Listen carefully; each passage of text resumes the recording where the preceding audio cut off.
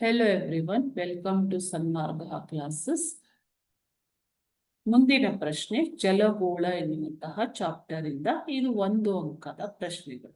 ಭೂಮಿಯನ್ನು ನೀಲಿ ಗ್ರಹ ಎಂದು ಏಕೆ ಕರೆಯಲಾಗಿದೆ ಅಂತ ಕೇಳ್ತಾ ಇದ್ದಾರೆ ಮಕ್ಕಳು. ಓಕೆನಾ, ಭೂಮಿಯನ್ನ ನೀಲಿ ಗ್ರಹ ಅಂತ ಏಕೆ ಕರೆಯಲಾಗಿದೆ?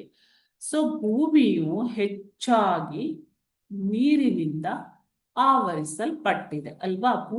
ಮೇಲ್ಮೈನ 70.78% ಭಾಗ ನೀರಿನಿಂದ ಆವರಿಸಿದೆ. ಆದ್ದರಿಂದ ಇದನ್ನ ನೀಲಿ ಗ್ರಹ ಅಂತ ಕರೀತಾರೆ. ಅದೇ ರೀತಿ ಜಲಾವೃತ ಗ್ರಹ ಅಂತ ಕೂಡ ಇದನ್ನ ಕರಿತೀವಿ. ಓಕೆನಾ, ಸೊ ಜಲದಿಂದ ಆವೃತವಾಗಿರುವಂತದ್ದು ಜಲಾವೃತ ಗ್ರಹ ಅಥವಾ ನೀಲಿ ಗ್ರಹ ಅಂತ ಇದನ್ನ ಕರೀತಾರೆ.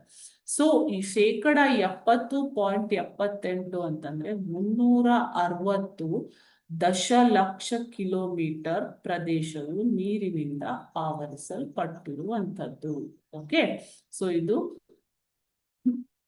ಈ ನೀರಿನಲ್ಲಿ 4 ದೊಡ್ಡ ಜಲರಾಶಿಗಳಿವೆ. ಯಾವುದು?